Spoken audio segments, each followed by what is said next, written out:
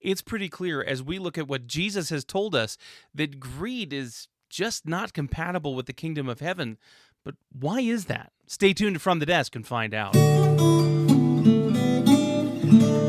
Hi, I'm Pastor Zach, and you're watching From the Desk from First Evangelical Free Church. Each week, we stream our services live at 10:15 on Sunday morning Mountain Standard Time. Each week on From the Desk, we're taking a moment to look at what we learned on Sunday and apply it to the rest of our lives, because if we're just hearing Scripture and learning more, we're kind of missing the point. Pastor Rob is in the middle of a sermon series right now on some of the parables of Jesus Christ. This last week, we looked at the parable of the rich fool found in Luke chapter 12. Now, the beginning of chapter 12 opens with Jesus having an interaction with the Pharisees. You see, in chapter 11, Jesus had made some rather scathing comments about the Pharisaical laws, specifically about the ceremonial washing of hands before they would eat. He basically said that these rules were focused on the wrong thing, on earthly matters instead of keeping its eye on the kingdom.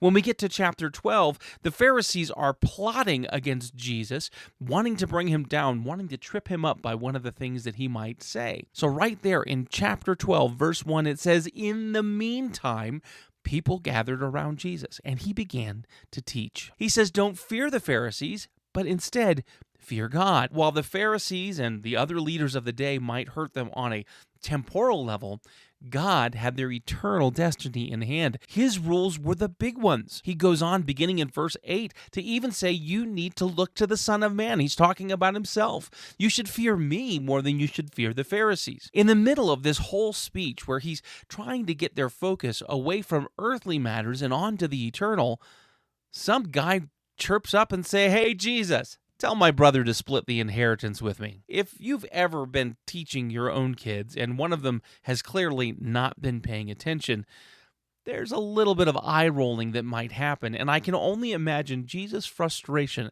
as he's trying to pass on something that's important, that's eternal. And some guy is really only focused on the here and now. This is why he says, beware of those who are greedy, or depending on your translation, those who are covetous. As we learned on Sunday, part of this chastisement against greed is that it comes with the assumption that we have all the time in the world, that tomorrow is another day that we own.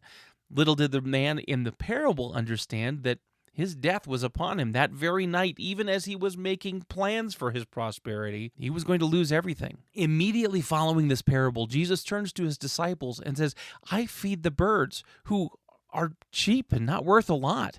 I clothe the grasses with the beauty of lilies that even Solomon, in all his wealth and splendor, couldn't match. How much more do I care for you? Therefore, don't worry about these things. He then goes on to say to sell your possessions, to give to the needy. Now, he's not saying that we all need to become destitute and poor, but what he is saying that if we have the proper perspective, if we understand that God will provide, then we should be generous with what we do have. For the remainder of the chapter, Jesus commands his disciples to be ready at any minute, because you never know when the end might come.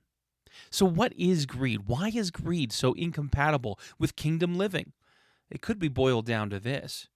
Greed is so focused on the self and on the temporal, on the here and now, that it's unable to look towards heaven, to know that there is a future, that there is something that needs our time and our financial investment. We often tend to look at greed in kind of a pop culture method, whether it's through characters from fiction or we look at those who are extremely wealthy today who have kind of downtrodden on the little guy. The reality is all of us are greedy on one way or the other.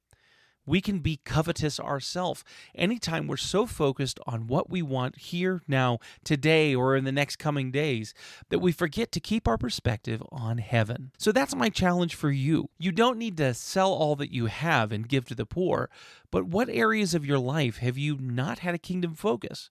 What areas are you thinking more about the here and now instead of eternity? Take time, even today, to reflect on your life. What areas are you thinking just now and just me instead of eternity and the kingdom of heaven? The Christian life is one that is defined by the way that we treat one another.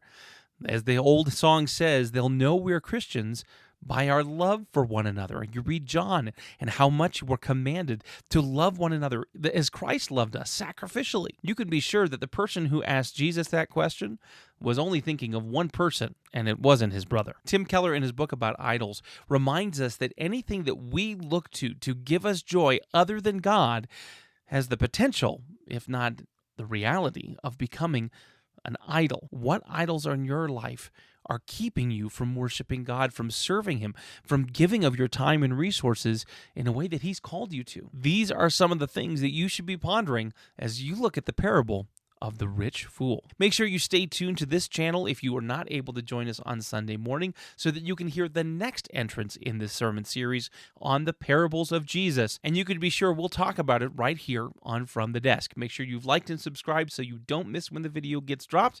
Thanks for watching, and we'll see you next week.